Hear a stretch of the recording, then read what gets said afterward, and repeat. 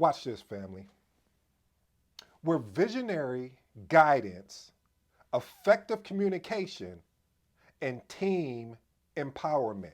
What are we talking about today? Well, family, stay tuned as today episode is entitled, What is Leadership in Project Management? Again, what is leadership in project management? If this is your first time tuning in, I am your boy ED. For all you smart and intelligent folks out there, listen, that just simply means Ed. If you don't understand, family, this is one of my favorite titles, or I should say one of my favorite attributes of project management is leadership. Another one, if you guys don't know, is communication as well as collaboration. Anyway, family, well, the reason why I love this so much, I'm going to give you my 7-point framework and then we up out of here. If you don't know what the 7-point framework, I guarantee you're going to pull something out of one of these 7 points that will really help you on your project management journey. So let's jump right into it. First point is visionary guidance. What does that look like? You know, family, when you're leading a project, to be able to have a clear and focused and inspiring vision that aligns with the team member and the project objectives is going to be key. You have to keep in mind a lot of times with a project, if you haven't known, and you already should know if you're watching this channel, is a project is temporary in its endeavors, meaning it has a beginning date and an end date. If it doesn't have a beginning date and an end date, it is not a project. So being able to create a clear vision and give guidance about this during this as you're leading the project. You hear me say leading and not managing. The project is going to be key. Let's get on to point number 2. My favorite, what I'm writing a book on, if you haven't, the Magnetic Project Manager is coming to a store near you September 1st. I'm hoping to get it in stores by September 1st of 2023 if you're listening to this recording at a later date. But anyway, the book is called The Magnetic Project Manager. Point number 2 is effective communication. Let me explain something to you, family. Strong leaders, I didn't say managers again, and you're probably going to hear that sentiment a lot, but strong leaders foster open communication. Ooh, I love that. Let me tell you why I love that, family, is because when you have open communication, let me explain what that looks like. Is when you and I, if I'm your leader and I'm giving you instructions, you're also giving me instructions back. You say, hey, you know what, ED, that didn't work what we did before, but let me tell you what are that piece that did work and how we can improve on what I've noticed by actually doing it. See, this is why I was reading something earlier last week, family, and it said, and I'm paraphrasing here, where it talked about that action is better than doctrine. And see, the reason why I love that is because it is true. I mean, doctrine to me is theory. Theory has to be proven through what? Through action. So again, effective communication. See, when you have effective in communications, you understand the goals. You understand the expectation. Because a lot of times frustration comes out of expectation. I guess I'm on my pastor stuff right now again. Okay, let me calm down, family. I'm sorry. But I can't help it.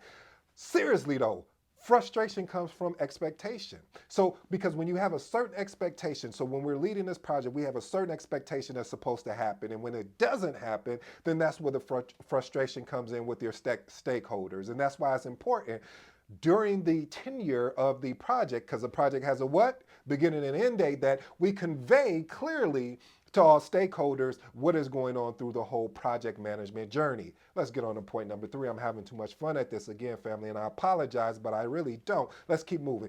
Point number 3 is team empowerment. We talking about collaboration? No, we're talking about team empowerment. What does that look like?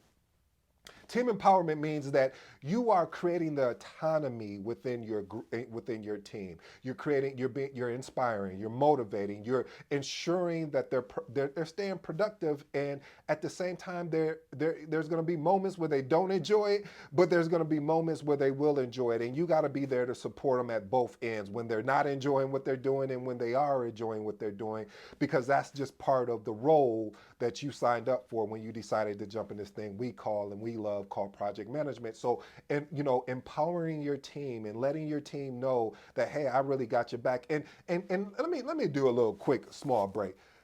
You can miss me with the, as my uncle would say, the verbal gymnastic. Just show up and actually execute. I don't need to know that you're going to say you're going to be there, and then when something happens, you don't show up, and then you're wondering why all of a sudden I'm looking at you crazy when another issue happened and I don't go to you. But I digress. I'm sorry, family. Let's move on to point number 4. Point number 4, this is huge, and project management is also in the book as well, in the Magnetic Project Manager book that is coming out on September 1st. It is conflict resolution. Listen, through a project, you're going to have a lot of conflicts. You're going to have healthy conflicts, and you're going to have so many non-healthy conflicts. What does the non-healthy conflicts look like, ED? I'm so glad you asked. See, the non-healthy conflicts look like where someone is really trying to get their way, or watch this, or maybe they are right, and it's just bringing the team, getting the team up to speed to understand that I know you guys want to go that way, but listen, let me show you the research of why, or let me show you the evidence of why we need to go this way, because I really truly believe, and I'm willing to bet my career on this, that this is going to work.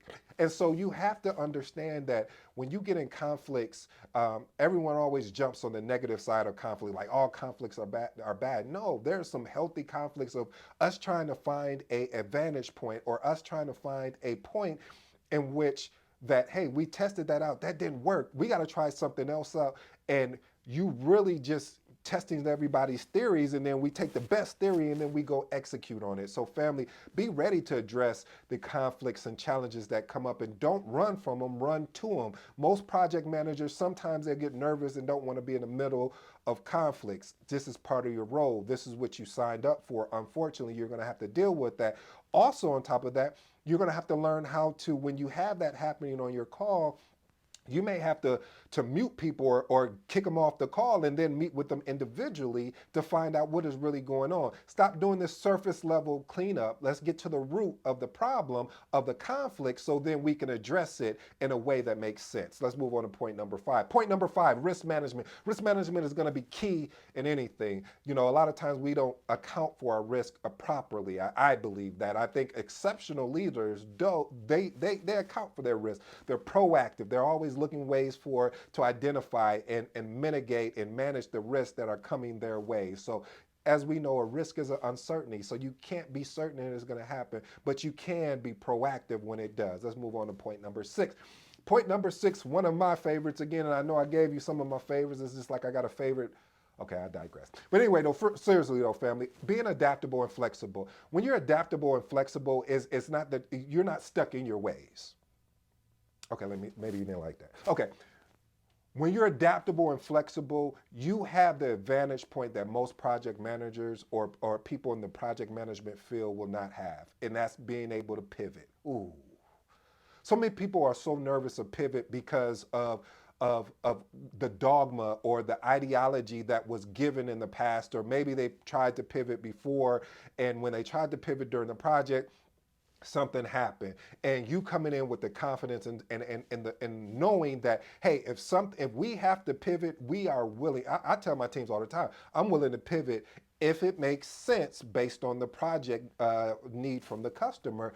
And pivoting, just because we pivot, we're leveraging a framework, a methodology of a waterfall type methodology. Then this means that we're gonna document properly, so that way we can go back and look at it when we close this project out. And anyway, if you're leading a project as a project manager, you don't wait until the end to create your lessons learned. You should be leveraging that document, that lessons learned registered through the entire life cycle of the project. Let's move on to point 7. This has been huge for me, which is mentorship and growth. You know, family, and this is point number 7. If you're unwilling to invest in yourself, how can you expect someone else to invest in you?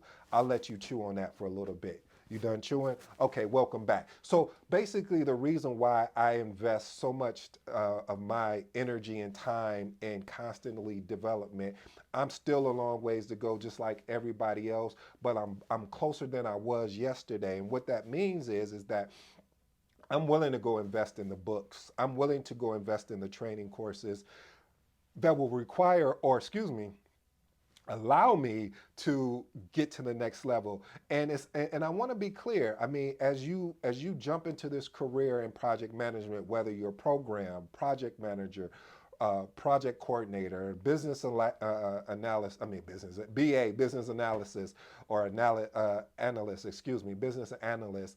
If you're one of these professions, you're always trying to find ways to improve you should be, I should say, because as technology with AI is consistently getting larger and larger, you're going to have to find ways to adapt yourself, and through courses, through books, through mentorship, through people that basically, I love what Dan Kennedy said. He said, you need to follow the pioneers that have arrows in their back already because they've already been through it. So why are you going to go recreate the wheel? Why not just take the wheel and make it better based on the information and knowledge that you've had from the people that went before you? Anyway, family, I'll leave you with that. I hope you enjoyed today's episode. This has been your boy ED. Until next time, I'm out.